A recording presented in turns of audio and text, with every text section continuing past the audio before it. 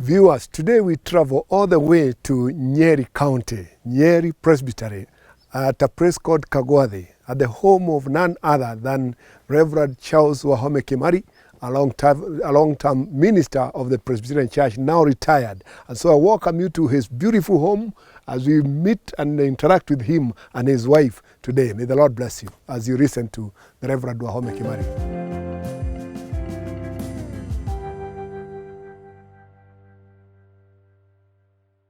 So welcome, Reverend Kimari, and introduce yourself to the viewers.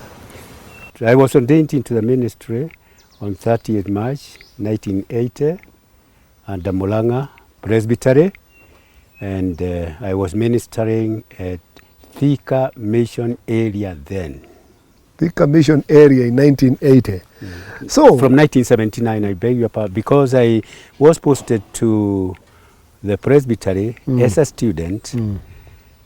And because I had done urban ministry, which wasn't compulsory at St. Paul's, that is why I was posted to urban ministry. Okay.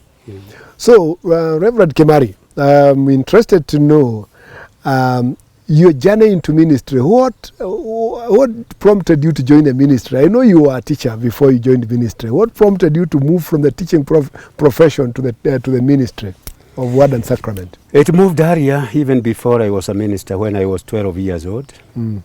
My home congregation was Wamagana, which is about 5 kilometers from here.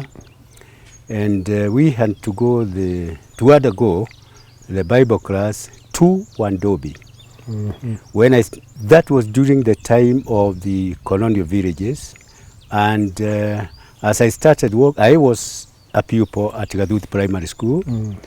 When I started walking to Wandobi from the village, that is Wamagana, which was even the vicinity of the church, just by the road, I met the Reverend Meshek Molage Kamwaro. I was heading to Wadobi for confirmation class, which he was actually the teacher. And when I met him at the road, as a young person, I walked very close to his bicycle. Then he asked me, which I want to state in Kikuyu, Kamwana, young man, where are you headed to? So that is the moment I realized I had to introduce myself as one of his students, catechumen students. So I told him, to where? I'm headed to where you are going to teach us Bible class. And so what he would do is he would give me a lift to his bicycle, and when we reached an uphill, I would push the bicycle. I pushed the bicycle, and on the way, I still state today that he taught me Bible class alone. Wow. And so we went for quite a distance, and when we reached at a very high peak point, near a tree, which was high up, where we could view all the way to Karatina, he looked back and he told me, Tomo is where I came from this morning to come and teach you Bible class. And that is where I started the safari, the twilight of this morning. And then he indicated, if you became a nice young boy, you will end up being a Fuana. F-U-A-N-A, Fuana. Well, I did not want to argue with the minister, but I indicated inside me that is impossible, because Fuana ministers come from Tumutumu. All the way? All the way from Tumutumu, so there was no way of me becoming a Fuana.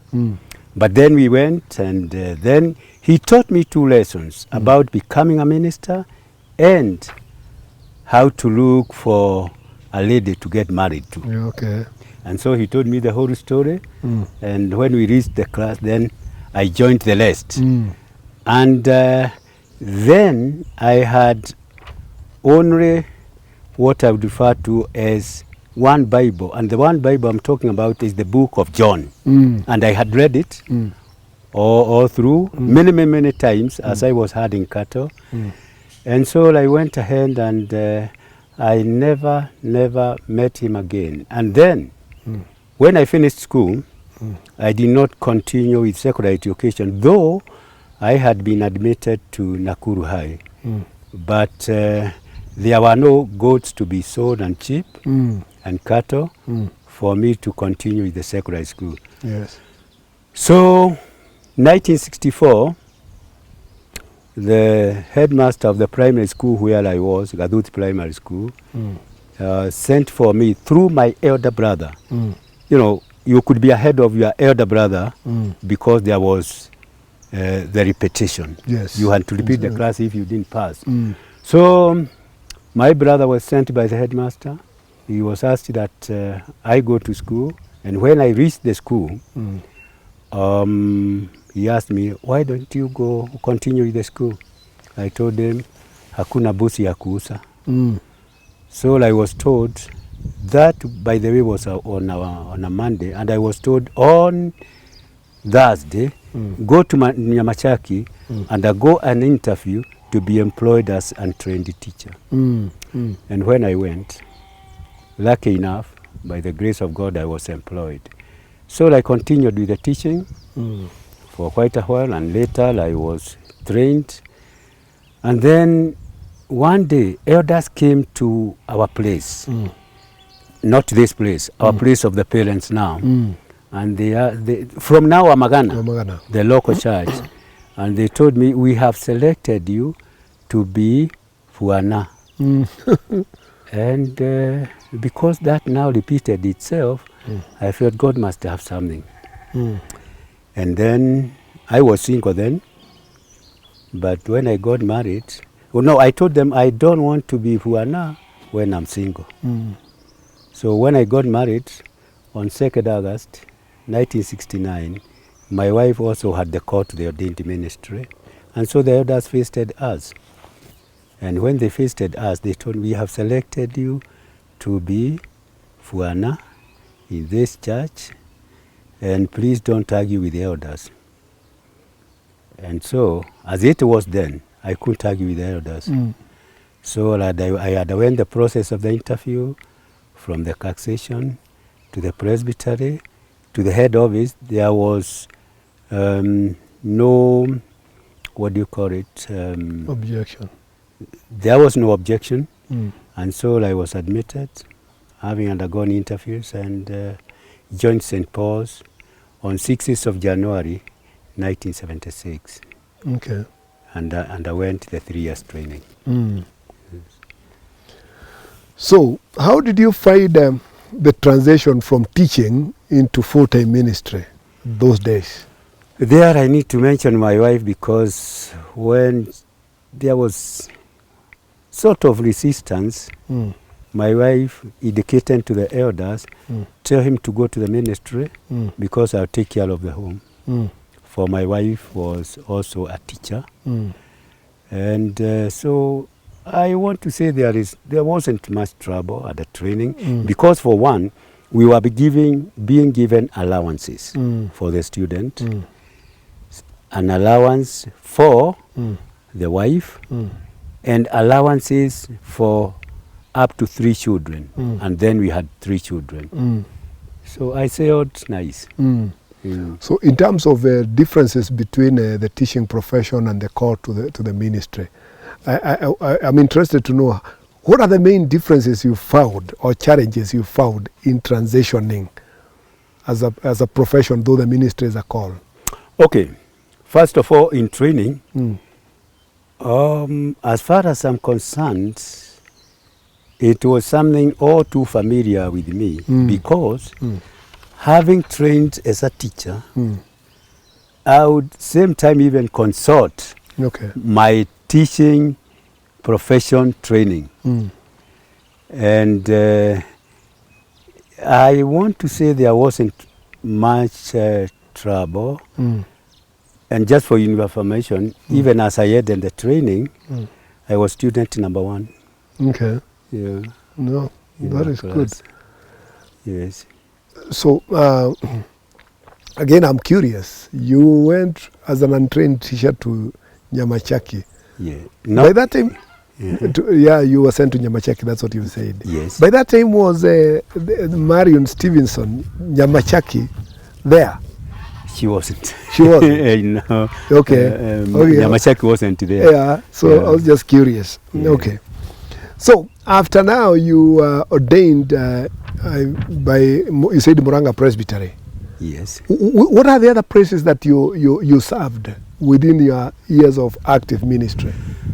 Well, being posted to an urban situation, then known as mission area, for it was Thika mission area, I was promised if you are able to promote this place to a parish, which has been difficult, you will be given scholarship for further studies. And so I did the best I could. I started 2 services for your information, English service and Swahili service in the evening. And I was visiting schools. For Thika then was being referred to in this country as Birmingham of Kenya because of the industries. So I would visit schools during the day, visit the business people with whom I was not very curious because I had divided mind, because I didn't want to visit the business people. Otherwise, they gave me, well, let me say what they were selling.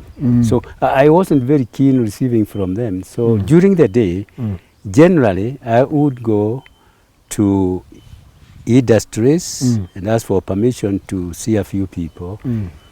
And schools like the institutions, high school and secondary schools, and Thika District Hospital. That is how I was spending the day. And, you know, the Thika is not the Thika town. So when I realized I don't have much to do, I started proceeding downwards to places like Imonyo, Gatuanyaga, and even down to Matu and Machakos and Gadini. Okay. So I started extending the parish, and it wasn't actually very tough with me because I would go on a Thursday to places in Ukabani and spend almost the weekend there. Okay. Yeah. So how long did it take for you to transition the mission area now into a parish, if you ever did? For I went in January and I was ordained on 30th of March 1980. Probably, I can't remember, but the records are still there. But before the end of that year, it was a parish. Okay. Yeah. Wow. That was some work. But the records are still there. Okay. So were you ever rewarded with the further studies now, if I were to ask? Indeed, Kimari Chege was in charge of the training, Karanwa training. And after about 3 years, I was given scholarship to Ecumenical Institute, Bose. Okay. Switzerland. Switzerland, okay. Yeah. So that's why you went for your further studies. Yes. Now, I hear you mentioning about the expanse of the Thika mission area going all the way to Ukabani. By the time it became a parish and before you went for studies, how many congregations were there in that parish? Within the municipality, I had about 4 congregations. But that time when I was serving, we also founded another 3 congregations. One to the place of the pineapple, another one down at Darugo, and another one at high level. So, and then, unfortunately, my neighbor who was down at Monyo passed on. And there was no replacement. And therefore, I started serving. That is how I started serving down to Monyo area, down to Machakos, because there was no replacement. Yeah. So, during your time of active ministry, which particular parish or mission area would you say that you served the most congregation, or what was the number of the congregations, the parish that you served with, the largest number of congregations? I would say Magutu, which followed Thika, because Magutu extended all the way from about just a few miles near the Leo line from Karatina, and I would travel up to Nyana Hill, and that was by the near State Lodge. Near State Lodge. A place I would take about 2 hours. And I had even indicated to them that by the millennium it should be a presbytery. And as I served, then we were able to subdivide into 3. And today I think there are about 3 to 5 parishes. Okay.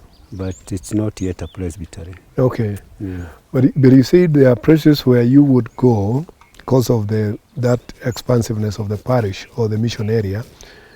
You go on a Thursday and stay there until the weekend. So how are you traveling from one place to the other? Did you have a car that time? Fortunately, by God's grace, soon after licensing, which was on 15th July 1979, I acquired a car, a Volkswagen.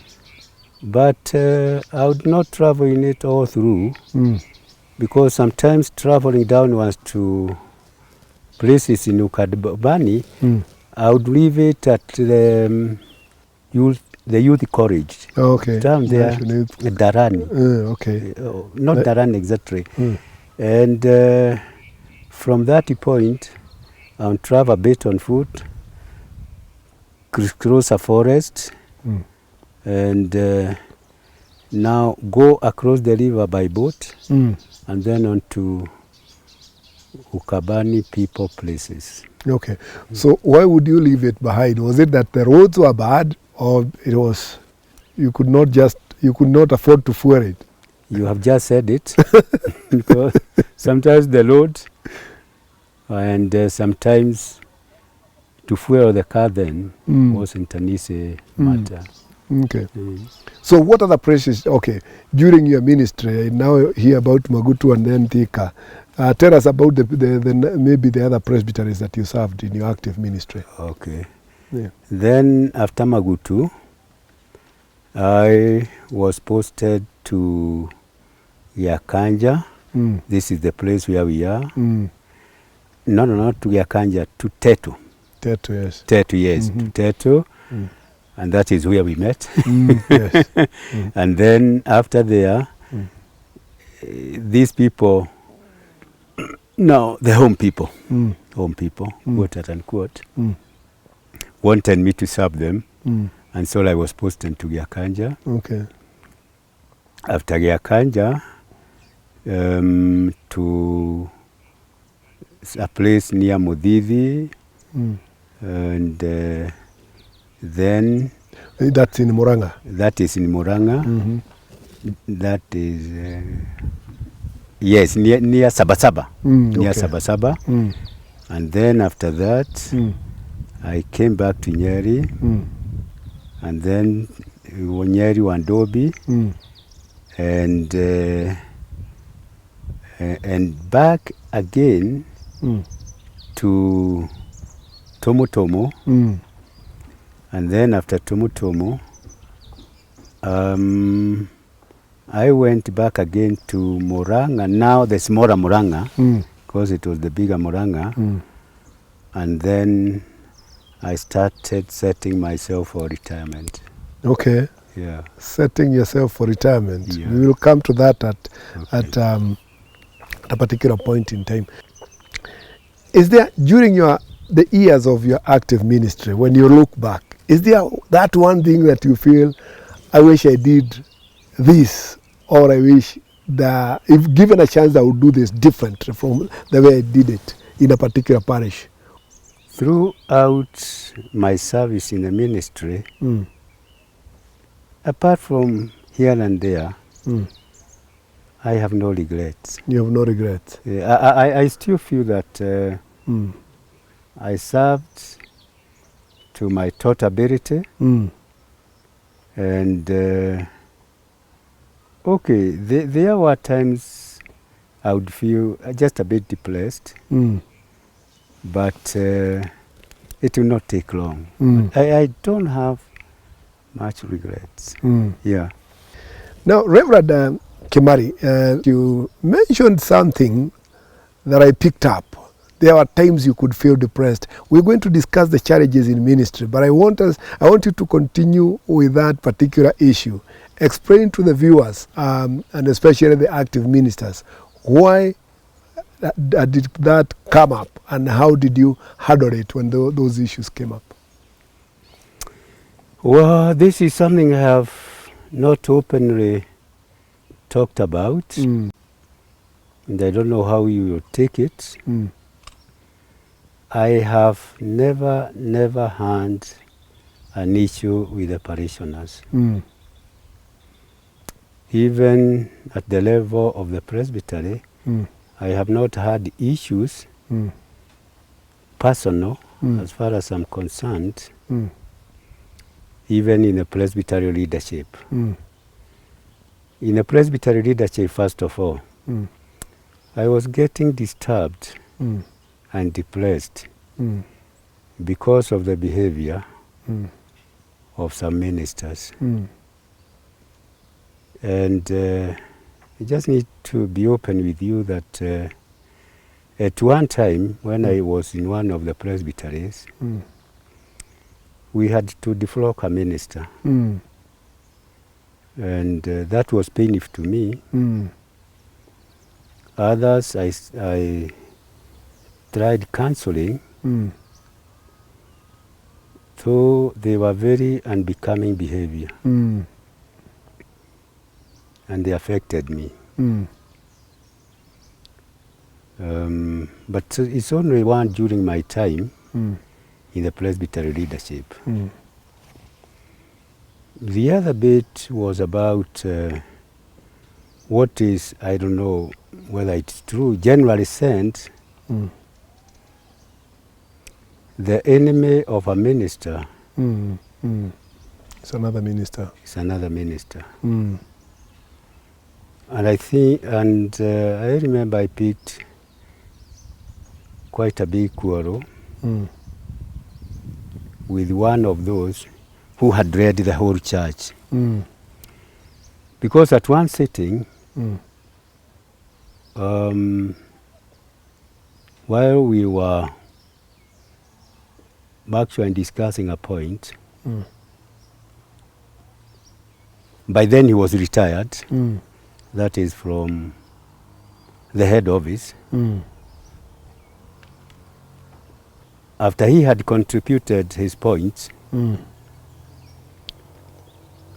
the moderator asked, "Have you heard what the presbytery has said?" I wasn't very happy, and so I had to carry up my hand. When the moderator gave me, I asked, "Is the name of that member synonymous to the presbytery?" And so I was given a chance to argue my point, and I did. And it wasn't actually taken seriously. And from that moment, I had no rest. Okay. And it bothered you? It bothered me. And I think I tried to reconcile, but he ended up not reconciling, but competing. Yeah. Now competing with with him. Okay. Yeah. So now that you found that to be bothersome, how did you handle it yourself as a minister and for your own sake? It was tough for me to find a solution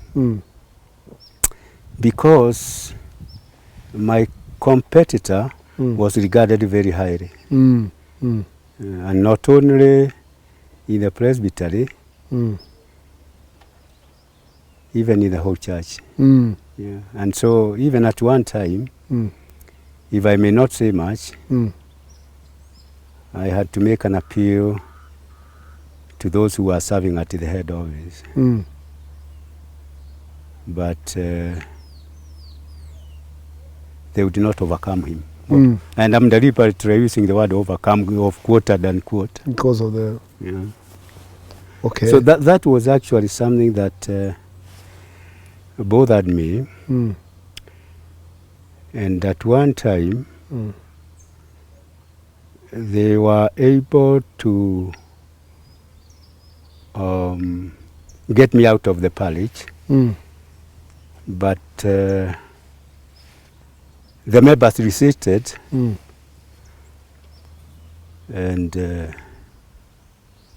they wrote a long letter to the presbytery complaining about the man I was being treated, and they sent copies to the head office. Okay. I still have them, but it doesn't actually now bother me much. For I said one day, I had my God. That was, generally speaking, my main problem in the ministry. Okay. Because I want to be self, but anybody else, it be the elders and the ministers, were actually, majority of them, supporting the other, not out of Conscience, but out of fear. Okay. Yeah. Wow. That is one of the main challenges that sometimes we come across in the ministry. So what are the many other challenges, or maybe not many, what are the other challenges that during your lengthy time of ministry that you also experienced outside of what you've just shared with us? Probably occasionally, the stipend. Stipend. Yeah. Okay. Occasionally. But I had organized myself to an extent today that I cannot claim any outstanding payments from any one presbytery or parish. Okay. Yeah. Wow. And you know, there are some ministers who've been transferred. I have been cleared everything,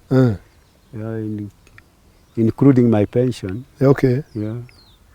So now, let me come to this issue. We know that retirement is not something that you wake up to and say, now I'm going for retirement tomorrow. How did you prepare yourself for life in retirement? For one, where we are, it's not a family land. Okay. My family land is somewhere 5 kilometers from here. The other direction of this direction you came, if you went directly opposite, that is, the family land is over there, about the same distance you covered to this place, that is the family land, and I still have a portion there, for we have undergone subdivision, we also have a title over there. So when I was about 50 years, I was able to buy this portion of land. Okay. And by that time, we started preparing ourselves that my wife now moves home, then I'll be going around the church to wherever I'm posted. And she started teaching over here, just a walking distance. Okay. The next primary school here. And what we did, you can see a building over there, a tall building. Underneath was for cattle. Hapa juu, there were cows that would milk 50 kilos. Okay. And On top, Mm. we had chicken, Mm-hmm. mounting over 500. Okay. And so we organized ourselves that my wife now moves Mm. near this portion of land, Mm. and I'll be going wherever I'm posted. Yeah. So we started Mm. livestock rearing, Mm. generally speaking. Mm. And so we made it here, Mm. and I would go wherever, like Teto. Mm. When I was at Teto, I'd commute here, Mm. and the taxation had allowed something to that effect. Mm. And that is the manner we were set, because Mm. simultaneously, Mm. those days, Mm. the government employees retired at 55. Mm. Mm. And so my wife was also setting herself. We were setting ourselves For retirement. for retirement. Mm. So I started preparing for retirement. Mm. And simultaneously, I had portions of land Mm. there about in Kieni. Okay. Yeah. That you were farming. Actually, we were doing livestock farming. Livestock farming. Yeah. Okay. So you can say that you are really prepared for retirement by the time you came to the retirement age. Yes, but I'll tell you something else. Mm. I don't know whether I'm jumping the gun. Mm. Unfortunately, Mm. at one point, Mm. we resolved to move out of here Mm. and go to Kieni. Mm. And from Kieni, we were milking about now 100 kilos. Mm. We had multiplied the chickens to about 800. Mm. We had portions of plot along the Nyahururu Road. Mm. But unfortunately, Mm. all that, as I say, Mm. or as we say, wasn't actual for riches. Mm. But God was preparing us for something else. Mm. Because on the way, Mm. my wife got sick. Mm. Mm. And we were to raise a substantial figure of some millions. Mm. And she was treated in India. Mm. So we came to nothing. Mm. Wow. I can literally say we came to nothing Mm. because we sold portions of land, Mm. we sold our livestock, Mm. and we had to come back here and start almost from zero. Mm. Yeah. And that was before you retired or after you retired? After I had retired, that is 2016. Wow. Mm. When did you retire, by the way? 2010. 2010. No, I beg your pardon. Mm. What is... Now, for your information, Mm. my official age is not my chronological age. Okay. Okay. Because those far off days, Yeah. during the colonial days, Yeah. you had to drop your age a bit Yes. so that you don't start paying tax. Oh, okay. So I retired in 2013. Mm. Am I correct? Yeah. Yes, 2013. Mm. But I would have retired, what is that minus 3? 2010. 2010, I would have retired. Well, Okay. if it were the chronological age. Yeah. But that is what was at the records of the PCA. Okay. And at one time I had asked them Mm. that I take an affidavit, I correct my age, and they said, even if you did that, we shall not change in our files. Okay. Yeah. Wow. Okay. So now, having been a very busy person during your active ministry, what do you do on daily basis when you wake up in the morning and you were used to waking up in the morning and going to work, but now you don't do that? What do you do on daily basis now in retirement, Reverend Wahome? Okay, where we are, Yes. so as I had told you earlier on, Mm. we sold our livestock and the rest and the rest. Mm. This portion of land stretches downwards, Mm. but we don't do it physically. Mm. So people assist us. Mm. We have cash workers here and there, Mm. 1 or 2 permanent. Okay. And so we have not recovered completely, Mm. take note. Mm. Well, Because even if you had come here earlier on, you would have found a pickup, Yes. because it was there. And another vehicle of our days, we had a 504. But as we were looking for money, we were exchanging this, that, and the other, and we sold our pickup. But today, we still cultivate in the shamba, and we have another one there. And we try do things. We have a plot up here. And so we always have a very, very busy day. But as for my wife, generally speaking, after retirement, and because of the charity she underwent, she's a housewife. Okay. Yeah. Okay. But we also receive something. She's pensionable. Okay. And Nyeri Presbytery is nice. And so I'm attached to a parish. Okay. And not for free. And you're actively, actively engaged in the ministry. Yes. In the presbytery. By the way, every Sunday, I'm riding the pulpit. Okay. In between, like now, this day, I'm engaged in many other things because when I was a teacher, my subject was GHC. GHC was Geography, History, and Civics. And like this time, I'm assigned the responsibility of writing the history of Diamond Jubilee of Nyeri Presbytery. Okay. And that is where I rushed from as I waited for you. Okay. Generally, I'm pretty busy, and the minister to whom I'm attached keeps me busy. Okay. The taxation keeps me busy. And for a living, we cannot miss breakfast. Okay.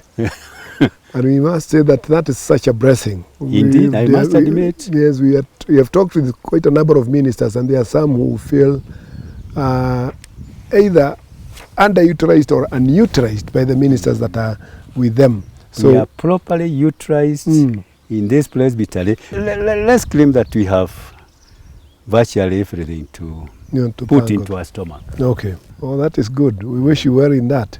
So now, Reverend Kimari, take a moment and address the ministers like me who are still active in ministry in terms of knowing that where you are, we will be at some point in life. Colleagues, I was joined into marriage 54 years ago. That's 1969. And at one time in my ministry, I met the minister who solemnized my marriage. That is Reverend Karaja Dhuo, who passed on recently. And he was telling us something like this. Ministers, know yourself. You should know yourself. Well, I can guess your age. I know.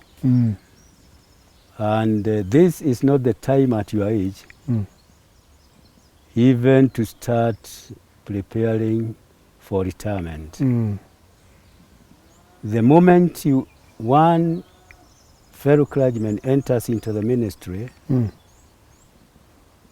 after that day of ordination,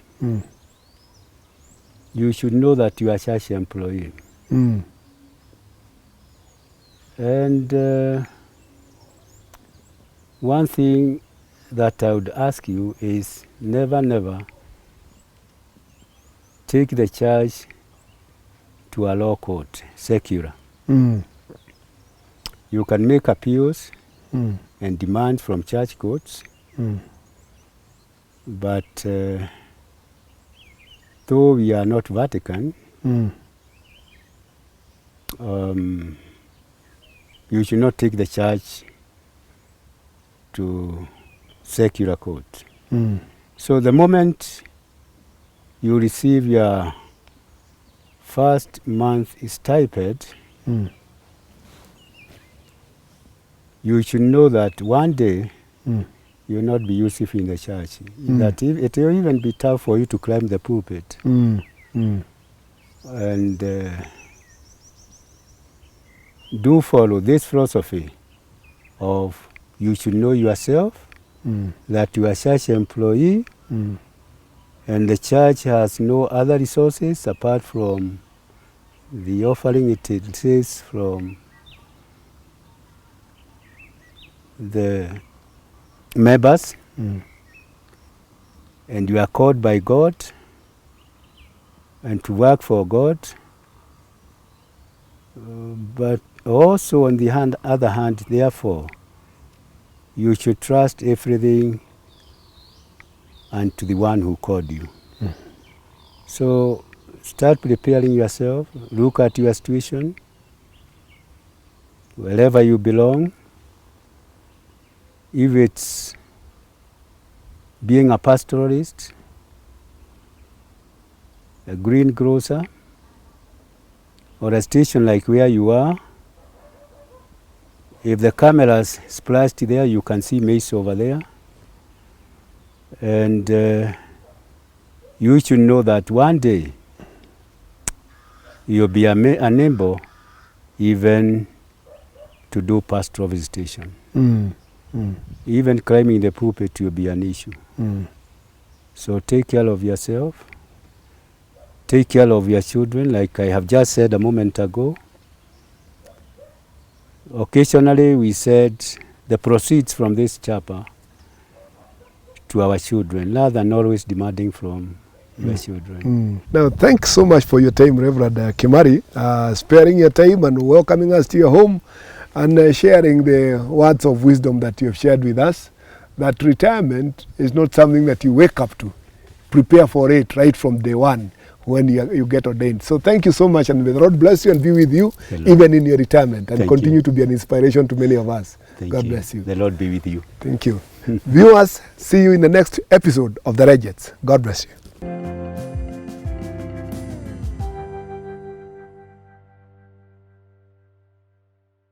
I'm Jane Wagaru Wahome, spouse of Reverend Wahome Kimari. I've been a teacher. I retired. I joined him in the ministry where he was, in the parish where he was. We stayed there for about 8 years. After that, he retired from the ministry. So we stayed there for a while. And later, we decided to come back home. I'm an elder, a PCA elder, retired. And once I was given some offices. I've been a session clerk twice, 2 terms.